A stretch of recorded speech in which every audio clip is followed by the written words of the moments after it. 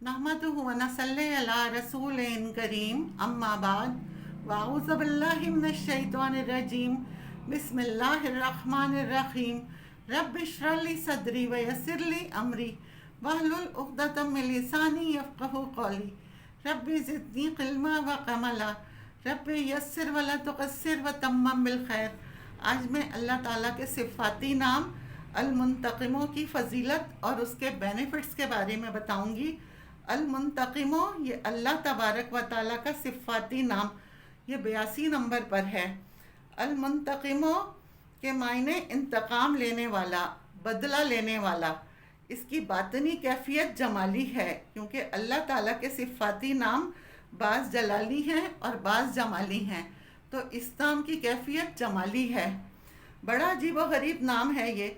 अल्लाह तबारक व ताला की तरफ से गुनाहगार, बागी और नाफरमान लोगों का इंतकाम लिया जाता है।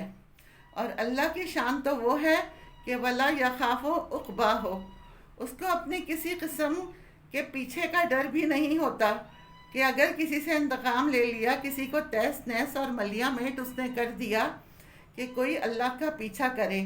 अल्लाह को ये खौफ नहीं होता, क्योंकि दुनिया में तो ये होता है कि एक ने इंतकाम लिया और उसका डर होता है कि उसकी नस्लें इंतकाम लेंगी। लेकिन अल्लाह की शान ये है कि कोई उससे इंतकाम नहीं ले सकता। वो ख़ुद मुंतक़िम है, ख़ुद वो इंतकाम लेने वाला है, बदला लेता है। इसके आदात 360 हैं और इसका मुफ़र्रिद अदद 3 है। और इसके बेनिफिट्स हैं,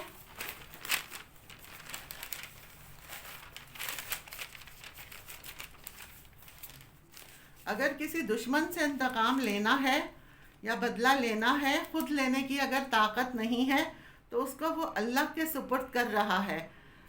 आप तो मुंतक़िम हैं, जब अल्लाह इंतकाम लेता है तो फिर कोई पीछा नहीं कर सकता। आप मेरी तरफ से इस जालिम दुश्मन से इंतकाम ले लीजिए।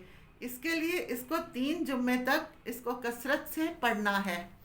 उठते बैठते, चलते फिरते, लेटते जागते इसका विर्द सुबह शाम करना है। या मुंतक़िमो या मुंतक़िमो या मुंतक़िमो, इसका विर्द रखना है। 3 जुम्मे नहीं गुजरेंगे इंशाअल्लाह, इससे पहले अल्लाह बराह रास्त इंतकाम ले लेंगे और वो दुश्मन ऐसी आफत में गिरफ्तार होगा कि उसके पास कोई पसोपेश ना होगा कि वो आपका पीछा कर सके।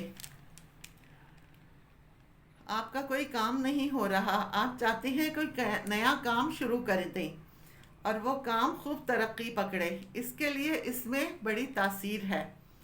आधी रात के बाद इसके आदात 360 के बराबर इसका विर्द करना है। आगे पीछे 11 मरतबा दुरूद शरीफ पढ़ें और फिर इसके बाद अल्लाह ताला से दुआ करनी है।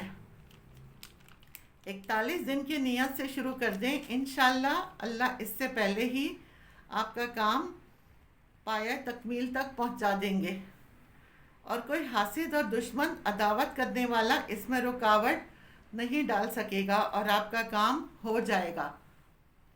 आप चाहते हैं दुश्मन हलाक हो जाए, जानी दुश्मन है और दीनों ईमान से भी वफादार नहीं है और बाज नहीं आता। और मूजी दुश्मन की मिसाल शरीयत में भी ऐसी हो जाती है जैसे सांप और बिच्छू, क्योंकि ये मूजी हैं। और सांप और बिच्छू के बारे में है कि जहाँ देखो मार दो। हदीस का मफहूम है कि अगर तुम नमाज की हालत में खड़े हो और सांप या बिच्छू देख रहे हो तो नमाज की हालत में जूता उठाकर उसे मार दो, तुम्हारी नमाज नहीं टूटेगी, बाकी नमाज आगे की पढ़ लो। हज़रत खिज़र अलैहिस्सलाम ने जब बच्चे को कत्ल किया जो मुस्तक़बिल में जाकर मूजी बनने वाला था, माँ बाप का नाफरमान और ईमान के लिए भी मूजी, उन्होंने पहले ही उसको कत्ल कर दिया। ऐसा कोई जालिम मूसी सताता है तो उसके लिए इसमें बड़ी तासीर है। इसके अंदर इसके साथ अल्लाह के और सिफ़ाती नाम मिलाकर रात को तन्हाई में और मध्यम रोशनी में बैठकर पढ़ना है 1000 मरतबा। या कहारो या मुज़िल्लो या मुंतक़िमो या मुमीतो, ये 1000 मरतबा 4 नाम पढ़ते हैं। या कहारो या मुज़िल्लो या मुंतक़िमो या मुमीतो, उस दुश्मन का तसव्वुर कर कर इसे 1000 मरतबा पढ़ना है, अव्वल व आखिर 11 مرتبہ درود شریف پڑھیں. یہ 41 دن کی نیت سے شروع کر دیں. آپ دیکھیں گے کہ اللہ تعالیٰ کیسے اس شخص کو ہلاک اور برباد کر دیتا ہے. بعض حاسد لوگ آپ کے کاروبار، آپ کی دکان کی آمدنی، دکان میں گھاٹا، ان کو جادو کے ذریعے وقتی طور پر باندھ دیتے ہیں اور آپ کو گھاٹا ہونے لگتا ہے. وقتی طور پر تو اثر ہو جاتا ہے لیکن نفع نقصان اللہ تعالیٰ کے ہاتھ میں ہے. ایسی صورت میں اس نام کا ورد کالے علم کے ورد کو روک دیتا ہے. لہٰذا جس شخص کے کاروبار پر کالے علم کا اثر ہو گیا ہو تو اس شخص کو چاہیے کہ صبح فجر کی نماز کے بعد یا منتقموں کو 640 مرتبہ پڑھے. انشاءاللہ تعالیٰ 41 دن تک پڑھے.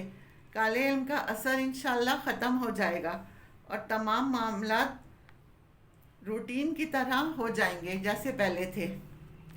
اگر کسی پر جھوٹی تہمت لگا کر کوئی عیب گوئی، زنا وغیرہ کا یا کوئی بھی الزام لگایا ہو یا کوئی مقدمہ بنا دیا ہو، اس کو چاہیے اس اسم کو 11,000 مرتبہ پڑھے اور اس وقت تک پڑھنا ہے جب تک پڑھتا رہے جب تک مقدمے کا فیصلہ اس کے حق میں نہ ہو جائے. انشاءاللہ وہ بری ہوگا اور اسے کوئی تکلیف نہ پہنچے گی. اور جیل میں قیدی جو باقی کے حضرات ہیں وہ بھی اسے پڑھ سکتے ہیں تو ان پر بھی نرمی کے حالات پیدا ہو جائیں گے. اللہ تعالیٰ ہمارے اور آپ کے مسائل حل کرے، ہمیں اور آپ کو ثابت قدم رکھے اور عمل کرنے والا بنائے. آمین. وآخر دعوانا ان الحمد للہ رب العالمین.